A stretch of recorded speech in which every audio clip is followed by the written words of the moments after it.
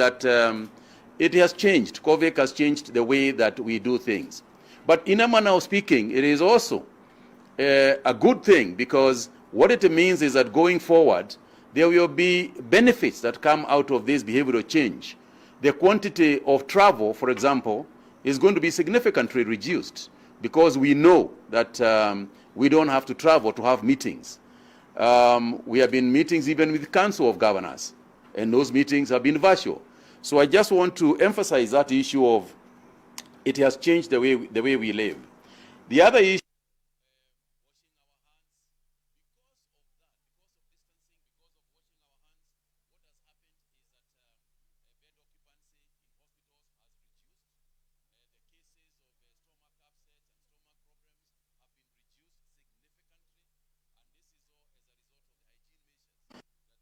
as a result of the hygiene measures that people are taking.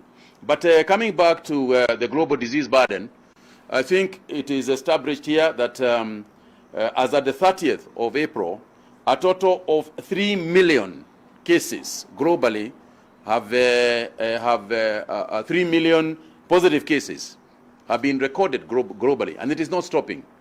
It is going higher and higher and higher.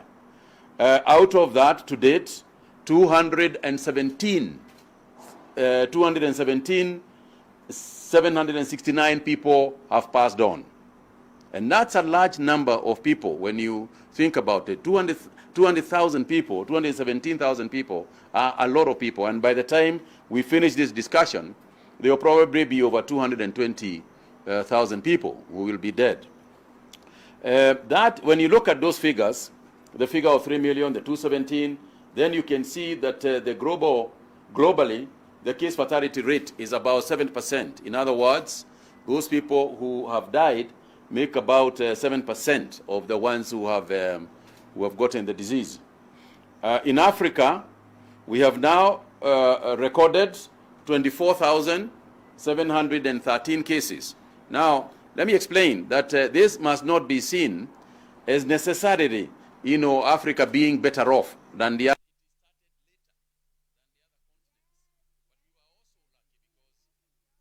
But we were also lucky because ours started late. We also knew what to do, because the other countries had done it before us. We had the advantage of knowledge, of global knowledge, and I think that has helped a little bit.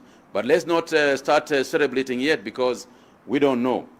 And when you look at in Kenya, when you come to Kenya, today we tested samples in the last 24 hours, about 1,434 samples. Out of those numbers, we have got 8 females and 7 male, and they range between 2 and 79 years of age. And since confirmation, you can see the numbers there, the 3,684 people.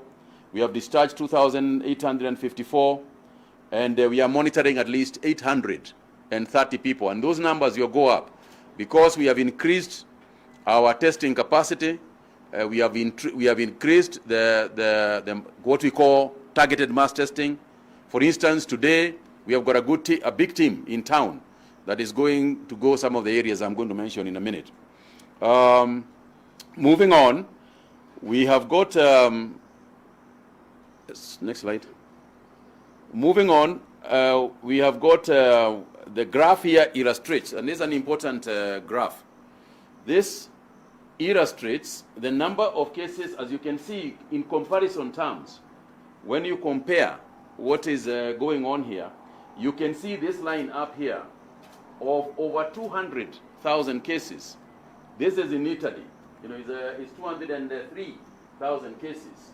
And when you come lower down, you can see Ghana at 1,671 cases. The Tanzanian figure, as at I think 3 days ago or 4 days ago, stood at about 480 cases. And here is Kenya. Kenya, that figure has also changed. It is not 396 since we did the graph. It is now at 411. 411. Kenya has 411 cases. Now, when you look at the analysis of our cases, where are these cases and where are they coming from, then you can see we have got 411 confirmed cases. We have got 150 people who have recovered. In other words, 36.5 of the people who have gotten the disease, just about over 1/3 of the people who have gotten the disease have recovered. And remember, the global fatality rate is 7%.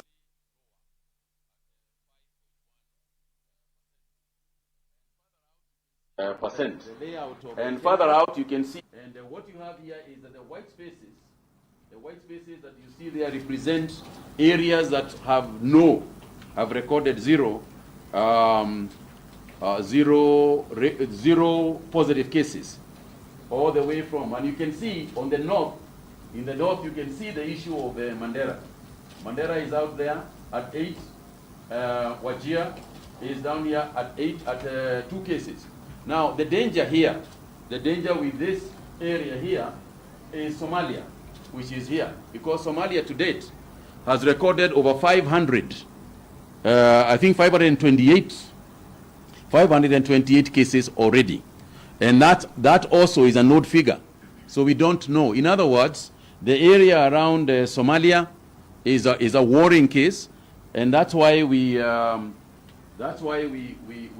isolated Mandela, just to save them from that. And we have isolated from the borders here, so that we can contain the situation in Mandera. You can see that Wajir is following now with 2, we hope that because of the closure of the border between Mandera and Wajir, we now need to close Wajir and Somalia, so that we don't spread the disease out there. And in Kenya, what you are seeing here is, if you look at the red represents figures of over 150. And those are essentially Nairobi, out here, and Mombasa. And when you look at the coastal region, you can see Kwale down here with 2, Kilifi with 8, and Mombasa at 124. So Mombasa, again, in today's figures, for example, today we had 15, and out of the 15 that we got today, 11 come from Mombasa. So Mombasa is beginning to be a worrying situation, and further measures, we have to take further measures to contain Mombasa. Now, again, this is just the trend of what has been happening in the country, and let me explain a little bit. 12th of March is when we recorded our cases.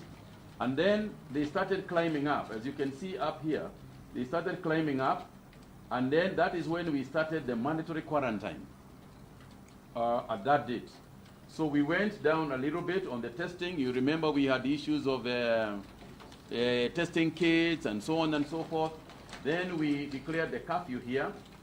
And immediately after the curfew, you can see the figures begin to go down. But after that, then we started now testing the people in quarantine at that time. And you can see what happened when we started testing the people. Now, and that justifies the mandatory quarantining. Had we not quarantined when we did, these people you are seeing here, all these figures, would now have been in the streets. And we would be at a much, much higher figure. It is at this point that we are predicting, if we do not have the mandatory quarantine, then you can climb up the 10,000 figures. And you can see this. If this had continued going up, then you can see what the results would have been. And here you can see now, at this figure, we have got, is going up a little bit. We recorded 12, now we have gone up to 15. But the 15 is also justified by the higher number of the testing of the samples that we took. Because if you remember, yesterday we had 777, and out of which we had 12. Now we had 1,400, over 1,400, and we have 15. So you can see the increased testing producing those people. Now, let me just disabuse here some of the cases that have been, and this is why this is important. 0 to 4, people think that when you are young, you can't get the disease. But you can see that we have cases of 0 to 4, 0 to 14. In fact, we have cases as young as 2. You know, that's the case we have. When you look at the age groups, just in terms of the disease, you can see the 15 to 29s, and these are the young people. You can see that they have got, they are getting the disease. The 15 to 29 group, and it's very mobile. These are the people in nightclubs and so on and so forth, in pubs, in the evenings, and you can see now why curfew is an important part of the measures that we have taken. Again, a very active group between 30 and 59. Now, when you look at the gender, if you look at the gender distribution, you have got a 44%, or 181 of them being female, and the blue, which is the bigger group, 230 being male at about 56% of the cases. Now, this is a very important presentation as well, because this was the reverse.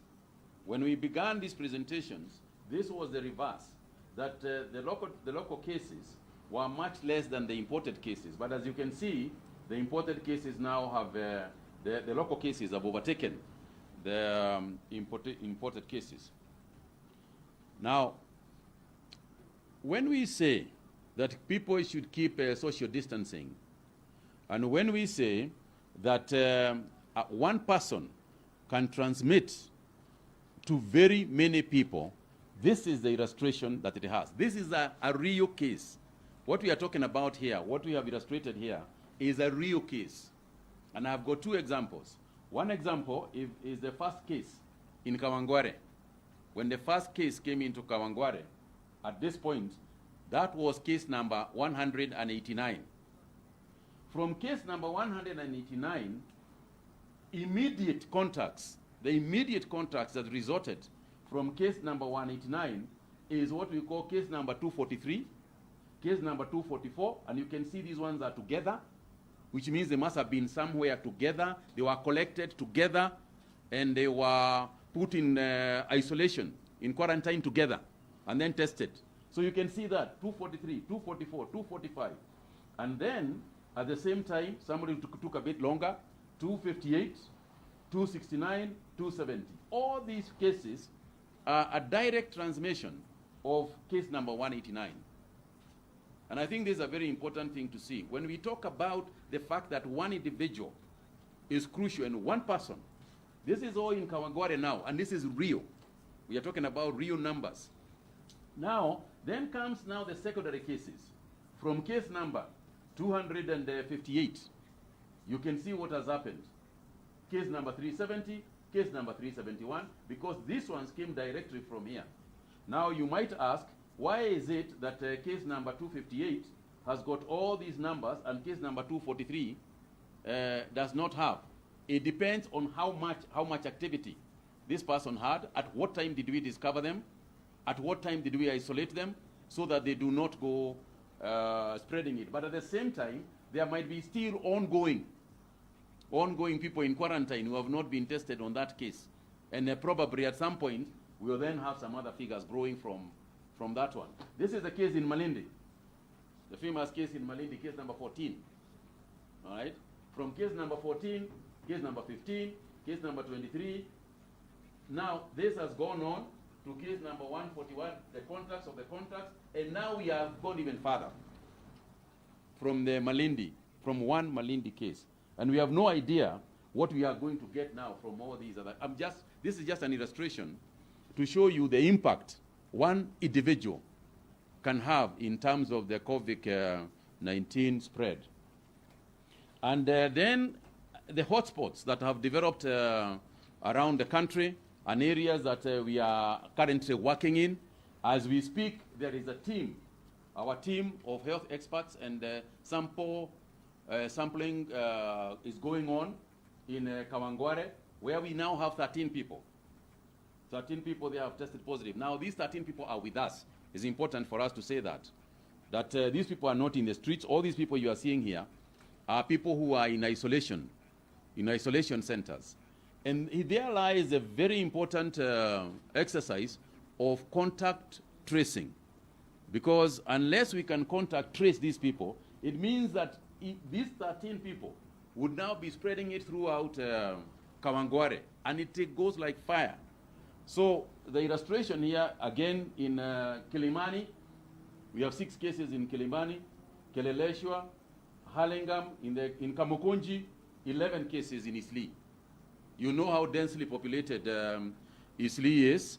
So when you hear that there are 11 cases, we have now got a lot of those people also in quarantine because of those 11 cases who are now positive. So again, some other hotspots, South Sea. Then you can look at Kebra. Kebra, we have been very, very careful to isolate these people as quickly as possible because, again, unless you contain them, and there's a team also that is also carrying out surveillance in Kebra so that those figures don't keep on growing. Mombasa, you can see, Mvita is the main area.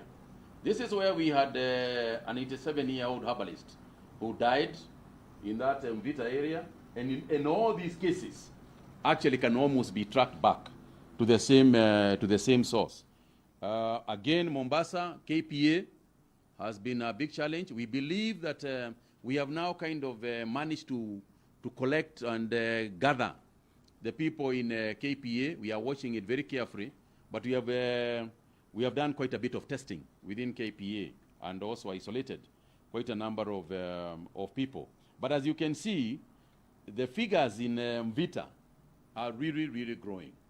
You know, and it is imperative that persons living in the Mvita area, what all these figures tell you is that they are a call for action. If you live in Kawangware, you know now that there is a center in Kawangware, and the disease is spreading in Kawangware. You know that if you live there. If you live in Mvita, you know that the next person you are talking to could very, very well be COVID-19 positive. Therefore, you need to take action. You need to keep your distances.